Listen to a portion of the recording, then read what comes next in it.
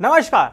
किला कितना भी मजबूत हो लेकिन उसकी एक एक चट्टान महत्वपूर्ण होती है और अगर वो दरकना एक बार शुरू कर दे और समय रहते आप मरम्मत ना कराएं तो किले की जो मजबूती है ना वो ज्यादा समय तक टिकती नहीं है। अगर चट्टान नींव की पत्थर की हो तो खतरा और ज्यादा बढ़ जाता है। ऐसे ही लोकसभा चुनाव से पहले तेलुगु देशम पार्टी, फिर चुनाव के बाद शिवसेना और अकाली दल का एनडीए से जाना बीजेपी के लिए अशुभ संकेत है। भले ही बीजेपी के पास 303 सीटें हों और अगले लोकसभा चुनाव के लिए 3.5 साल से ज्यादा का वक्त हो, अगर बाहर से समर्थन देने वाले ये दल जो कि एनडीए में शामिल हैं विपक्ष के सुर में सुर मिलाने लगेंगे तो संसद में रह करके सरकार की जो मुश्किलें हैं बढ़ जाएंगे।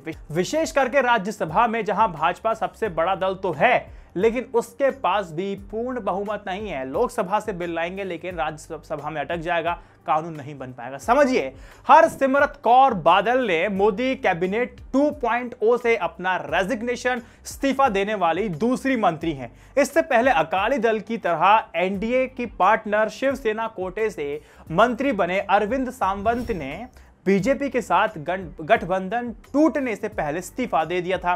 हरसिमरत कौर ने कृषि विधेयक के विरोध में इस्तीफा दिया है और राष्ट्रपति रामनाथ कोविंद ने इसको मंजूर भी कर लिया है। अटल बिहारी वाजपेयी और लाल कृष्ण आडवाणी ने जिस गठबंधन की नींव डालकर के भाजपा को केंद्र की सत्ता का सुख भी दिलवाया है, सत्ता तक पहुंचाया है, पहले शिवसेना का अब अकाली दल का अलग होना कहीं इनकी बुनियाद को दरकने जैसा नहीं लगता। सबसे बड़ा सवाल है, वाजपेयी युग में शामिल थे 24 दल जिनके सहयोग से ही सत्ता का सुख मिला था, जिसमें प्रमुख रूप से भाजपा, शिरोमणि अकाली दल, शिवसेना, जनता दल, लोक जनशक्ति पार्टी, तृणमूल कांग्रेस, द्रमुक, तेलुगु देशम, बीजू जनता दल और नेशनल कॉन्फ्रेंस आदि थे। अब इनमें से वाजपेयी सरकार के कार्यकाल के आखिरी दौर में द्रमुक एनडीए से बाहर हो जाता है और उसकी जगह अन्ना द्रमुक ले लेता है।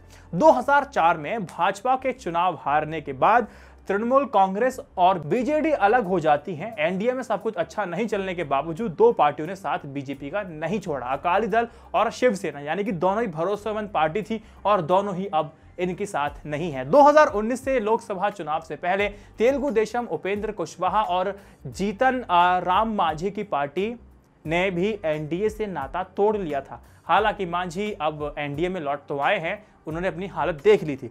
2019 के लोकसभा चुनाव तक हालांकि भाजपा और शिवसेना के बीच खासी दरार आ गई थी, लेकिन प्रधानमंत्री नरेंद्र मोदी और तत्कालीन भाजपा अध्यक्ष अमित शाह ने शिवसेना के साथ गठबंधन टूटने नहीं दिया था और पहले लोकसभा चुनाव और फिर विधानसभा चुनावों में दोनों दल मिलजुल करके मैदान में उतरे भी और जीते भी। लेकिन विधानसभा चुनाव के बाद शिवसेना ने सीएम पद पर अड़कर के भाजपा से नाता तोड़ लिया। अब देखिए, कांग्रेस एनसीपी के साथ मिलकर के सरकार बनाई जाती है। अब किसान और कृषि सुधार से जुड़े विधेयक ने पहले ही अकाली दल को सरकार से निकलने और उन विधेयकों को कानून बनाए जाने से एनडीए छोड़ने पर मजबूर कर दिया, क्योंकि पंजाब में इन कानूनों का जितना व्यापक और जोरदार विरोध हो रहा है, अकाली का मुख्य वोटर किसान है जो कृषि और बिल को लेकर के लगातार मोदी सरकार के खिलाफ है। पंजाब और हरियाणा में विरोध प्रदर्शन लगातार हो रहे हैं। उसे देखते हुए अकाली दल के सामने अपने किसान जनाधार को बचाने के लिए इसके अलावा कोई दूसरा चारा या दूसरा ऑप्शन नहीं बचा था। और उधर भाजपा का एक बड़ा तबका खुश है कि पार्टी अकाली दल से खुद अलग होने के आरोप से बच गई है।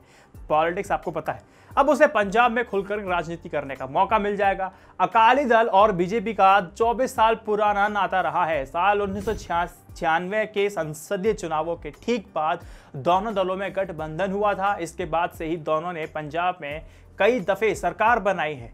पार्टी के नेता सुखबीर सिंह बादल ने बताया कि पार्टी वर्कर्स के अलावा किसानों से सम्मति लेकर के यह फैसला लिया गया है। साल 1920 में शिरोमणि अकाली दल के गठबंधन के बाद से ही किसान पार्टी का मुख्य जनाधार रहा है। बीते कई सालों से पार्टी पंजाब में ही अस्तित्व के संकट से जूझ रही है। साल 2017 के विधानसभा चुनाव की अगर बात की जाए तो अकाली दल कांग्रेस और आम आदमी पार्टी के बाद तीसरे नंबर पर रही थी।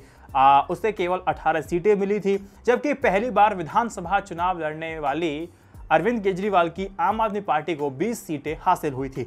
मुझे उम्मीद है दोस्तों आपको थोड़ा समझ में आ गया होगा कि अकाली दल का इस्तीफा देना जरूरी था, मजबूरी था कि आपने इस एनालिसिस के माध्यम से समझ लिया होगा। उम्मीद है आपको पसंद आया होगा। इस वीडियो को शेयर कीजिएगा। i9 न्यूज़ इंडिया की जर्नलिज्म को सपोर्ट करने के लिए आप मेंबरशिप ले सकते हैं, पेट्रियन या फिर यूट्यूब मेंबरशिप। आपको अलग अलग फायदे मिलते हैं, आप जाके पढ़ भी सकते हैं। जय Hind, Vande Mataram, stay updated, stay educated, सत्यमेव जयते, नमस्कार।